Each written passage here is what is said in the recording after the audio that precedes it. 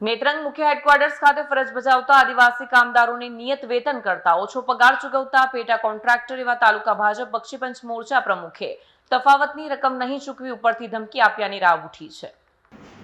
નેત્રંગના ડોબાર ખાતે વોટર પ્લાન્ટનું હેડવર્ક્સ આવેલું છે, જ્યાં 12 જેટલા કામદારો ફરજ બજાવે છે। યોજનાનું પેટા કોન્ટ્રાક્ટ તાલુકા ભાજપ બક્ષીપંચ મોરચાના પ્રમુખ સરમણ કોઢવાડા ચલાવે છે, જેઓએ અગાઉ આદિવાસી કામદારોને તેઓના વેતન કરતાં ઓછો અપાતા રૂપિયા અંગે સોગંદનામું કરી આપ્યું। જોકે તેને પણ 4 મહિના થવા છતાં 15,500 વેતન સામે અપાતો 11,000 પગારનો તફાવત હજી અપાયો નહીં હોવાનો આક્ષેપ કામદારોએ કર્યો છે।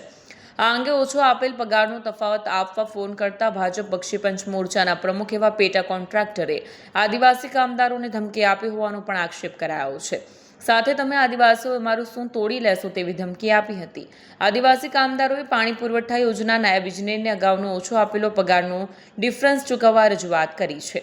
સાથે જ આદિવાસી કામદારોએ ખોટા નામો ઉમેરી પગારનું ચૂકવણું રોકડમાં થતું હોય જેની પણ તપાસ કરવાની માંગ કરી છે।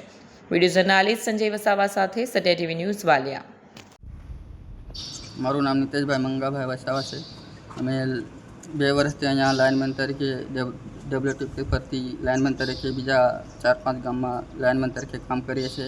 જે અમારો ડિપ્રેશનના પૈસા હતા તે અમને ચૂકવવામાં આવ્યા નથી ને અમારો પગાર છે 15,500 ને અમને જો 1 કે 1.5 વર્ષ થયા તે અમને 11,000 ચૂકવવામાં આવેલા છે। અને જે અમને ડિપ્રેશનના પૈસાનો 1 મહિનાનો વાયદો આપ્યો હતો તે અમને હજુ સુધી મળ્યા નથી। અને શરવણભાઈ કોડવાલને અમે ફોન કરીએ તો અમને આદિવાસીઓને ધમકાવવામાં આવે છે કે તમે શું કરી લેશો એમ કરીને કહે છે।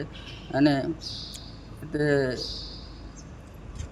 પગાર અમને 11,000 જ આપતા હતા અને જે ડિપ્રેશનના પૈસા હતા તે અમને હજુ સુધી મળ્યા નથી। મારું નામ વસ્તાવા અજયકુમાર નરસિંહભાઈ છે। હું અહીં ડબલ્યુટીપી ડેબાર છેલ્લા 2.5 વર્ષથી કામ કરું છું।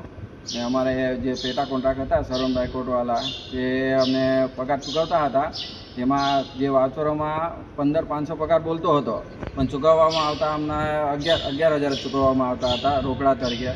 પછી અમને ખબર પડી કે અમારે 15,500 પગાર બોલે છે પણ 11,000 ચૂકવવામાં આવે છે, તો અમે આવી અરજી કરી હતી તો અમને એવું લેખિતમાં લખી આપેલું હતું કે આ પાછળની રકમ તમને 1 મહિનાની અંદર મળી જશે। પણ હવે 2-3 મહિના 3-4 મહિના જેવા થઈ ગયા પણ હજુ કંઈ અમને પાછળની રકમ મળવામાં આવી નથી।